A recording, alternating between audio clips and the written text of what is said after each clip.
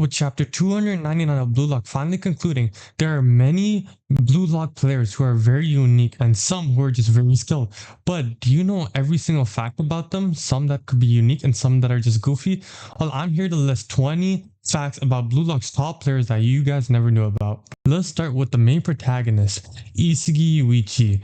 Now, with Isagi Yuichi, this guy has many awakenings, including his Metavision, but did you know his first real awakening wasn't when he scored versus Team V. It was when he used Nagi as a decoy.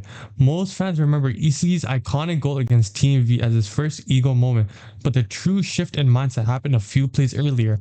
He deliberately baits Zentetsu and Nagi by pretending to pass, drawing defenders, then reverses his play. This was the first time Isagi sacrificed a more skilled player's strength for his own goal. This also foreshadows his future use of players like Kaiser and Hiruri in matches not as allies but as tools. Another thing about Isagi is his lefty direct shot. He was subconsciously influenced by Kaiser. When Isagi first pulls off the left-footed direct shot in the Bastion Munchen vs Mannstein City match, he says it just came out.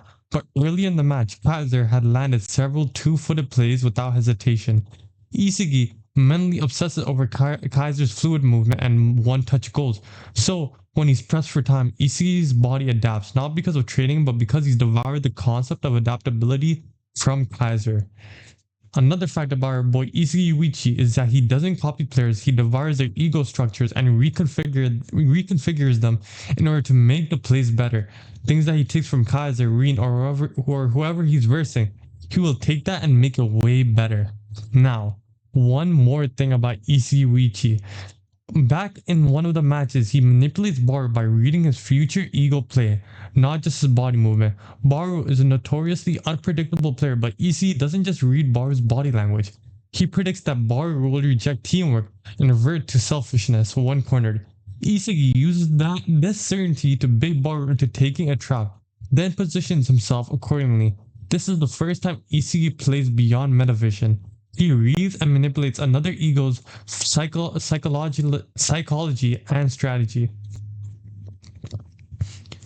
Moving on to our boy Itoshi Rin. Some facts about Itoshi Rin is one that everyone knows about is his flow state. It only activates when his obsession with Sei merges with his will to dominate. Rin's flow isn't triggered by pure skill, it's emotional. He enters flow during moments when he feels closest to killing his brother Sei, such as in the match against U20 Japan when he faces Itoshi Sei on the field. His technique sharpens and his eye sharpens into a slit, like Isagi when he's using Metavision, although for Rin, it is with his obsession and his emotion to just be the best and go to his highest form. Another thing about Itoshi Rin is he intentionally turned down the PXG capacity to avoid becoming like Sei. While Rin is clearly the strongest player in PXG, Shido is often put in the spotlight. Rin could have been captain, but he refuses leadership. He sees it as a trap. Sei was a prodigy but crumbled under the weight of being the golden boy. Rin's choice is anti-Sei. Instead of leading, he focuses on his personal evolution and pure ego, unbound by the expectation from others. Now, this is also one weird fact about Itoshi Rin. His favorite food being strawberry jam contrasts his persona. Now, how does this contrast with them? Now, as we can see, the official Blue Lock character book lists this as his favorite jam. It's sweet, sticky, nostalgic, opposite to his cold, calculated, and bitter character. This contradiction suggests that Rin buried his softer side after Sei abandoned him, and it shows he wasn't born cold. He chose to erase his warmth to sharpen his game. Now, when Rin suppresses his emotion too much, his performance actually dips. During moments when Rin tries to play pure logically, such as early in the PXG vs Bastion Munchen match, he performs mechanically, almost like a robot. His real explosiveness comes after he emotionally snaps, like when Shido disrespects him or when Isagi talks back. Once his rage awakens, his vision and body sync up, proving that his ego thrives on controlled emotion, not just reason. Finally, the last fact about our boy Itoshi Rin. Rin isn't anti-team, he's anti-emotional attachment in teams now. He doesn't hate passes or strategy. When Rin resents like bond-based soccer, what Sei chose with the national team, Rin plays with teammates as pieces, not as friends, because he sees emotion as a liability. But ironically, This makes him more compatible with Shido, who also uses others as tools. The next player that we are going to be looking at is one of my personal favorites, Michael Kaiser. Now, Kaiser doesn't look for passes or plays. He feels them like a rhythm. That's why when he calls his shots beautiful, he refers to them like it is a piece, it's like a work of art. His rhythm makes him one of the only players who can act before Metavision can react.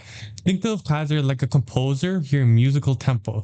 That is how Michael Kaiser thrives in such deep and very stressful situations.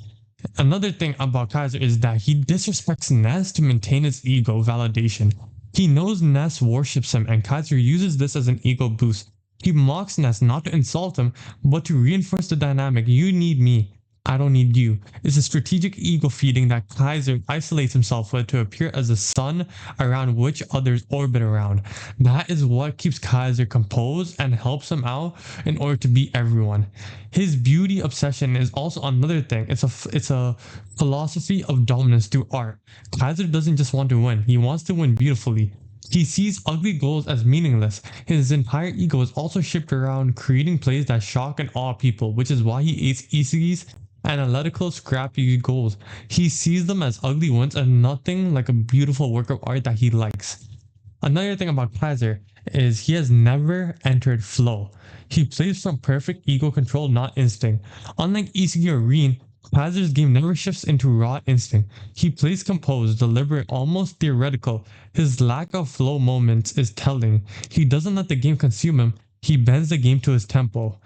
Kaiser, who also canonically wears cologne on the field to intimidate others, and this fact is found in the official Q&A material.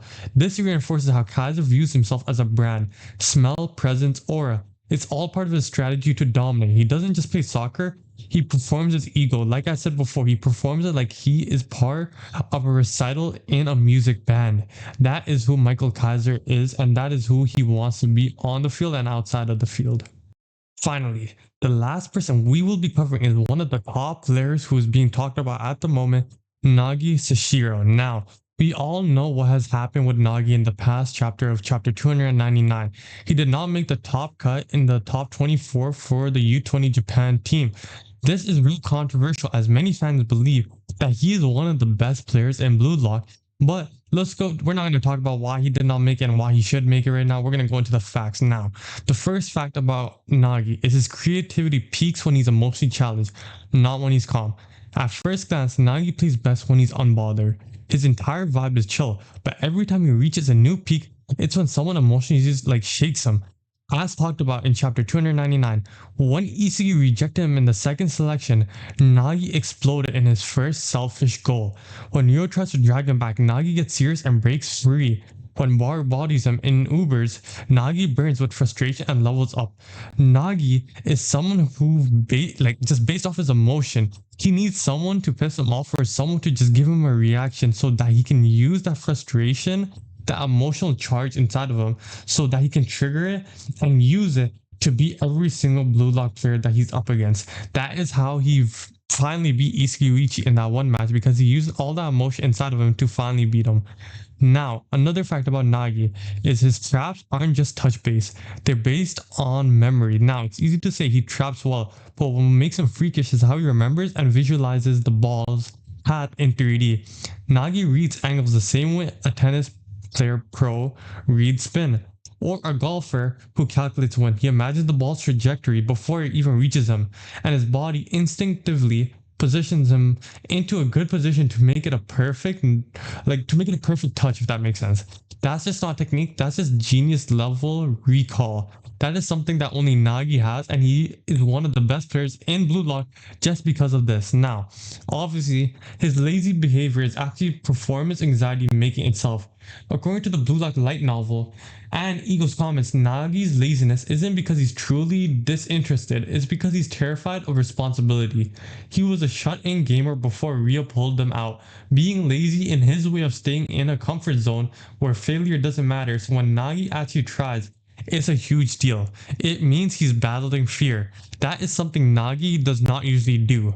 Another thing about Nagi's style is his style is basically inspired by real life street ball improvisation. Now, his elastic dribbles, air control, and juggled flicks aren't traditional football moves. We all know this.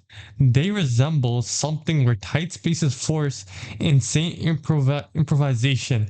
His his courage, his dedication towards soccer, him juggling his quick flicks and aerial control. That is why Nagi thrives in the chaos, because he is able to do all of those things that shouldn't be possible and he makes them possible.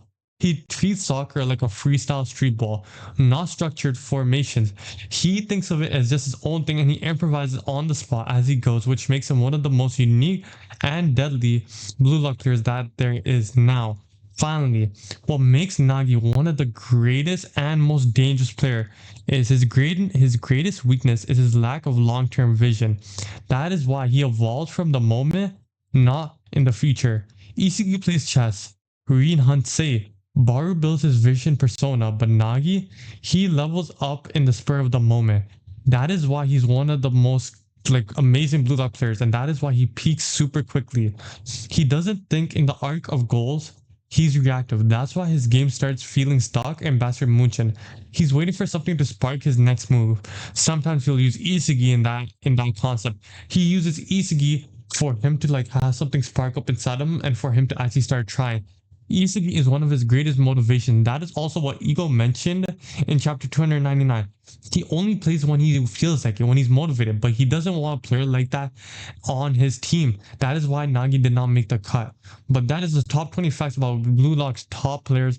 I do hope you guys did enjoy this video. If you guys did enjoy this video, please make sure to hit that like button down below. Hit the subscribe button if you guys are new. And leave a comment down below if you guys did enjoy this video and tell me what other video I should make in the future. If it's something similar to this or something different, let me know and I'll see you guys in the next one. Peace.